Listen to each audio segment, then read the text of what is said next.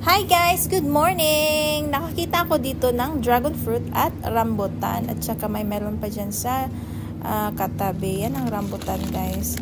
And then, binili ko ito ang petsa. At saka may avocado pa dyan. At saka mga kalamansi na malalaki.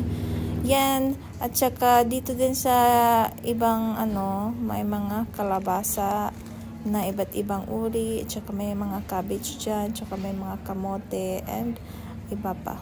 Ngayon mga day, ay uwi na si Inday. Yan, ipakita natin ang ating weather for today's video, o maambon at saka malamig kasi -6 ngayong araw. Dito sa Finland day, kahit ganyan ang weather for today's video, naglalabas-labas pa din diyan sila, naglalakad-lakad sa labas. Ngayon lang, wala ditong naglalakad kasi minsan may mga matatanda na maglalakad at saka yung pupunta din sa kanilang mga school, nagbabike. Yan ang buhay dito sa Finland guys.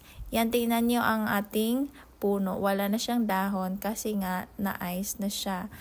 Pero in summer guys, babalik yan ang mga dahon. Malapit na pala itong mawala ang ating snow guys, ang ating mga ice. Kasi sa katapusan ng March is na ito sila, matutunaw. Yung mga puno day is mamulaklak na yan sila at saka babalik na yung mga dahon. At saka yung mga damo din is, yung mga namatay is na naman sila. Mabubuhay na naman sila, and then mag-green na yung mga paligid natin, hindi na ganito na white lahat at saka gray. And then mga guys, kita nyo yan ang puno, yung mga black na circles, yan ang nest ng ibon kapag summer. Diyan sila nagpupugad ng mga itlog nila.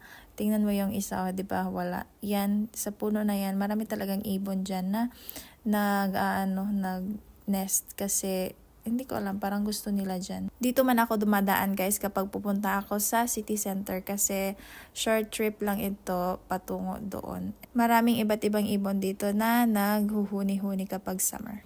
Hi Day! Ngayon Day, andito na ako sa bahay. Nakabili na ako ng ganito Day. Yan ang nabili ko Day. At saka itong patatas day. Kasi magsabaw ako ng baboy day. May baboy naman ako sa ref day. Tsaka bumili lang ako nito ng patatas at saka itong paksoy. Paksoy man ang name niya day. Para siyang petchay ba.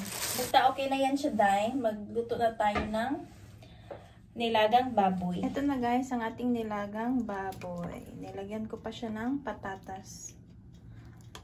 At pinalambot pa natin itong patatas.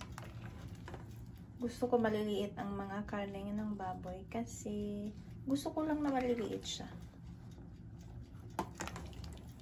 Yan ang ating nilagang baboy. At saka lagyan natin mamaya ng ito yung petchay at saka itong siling haba.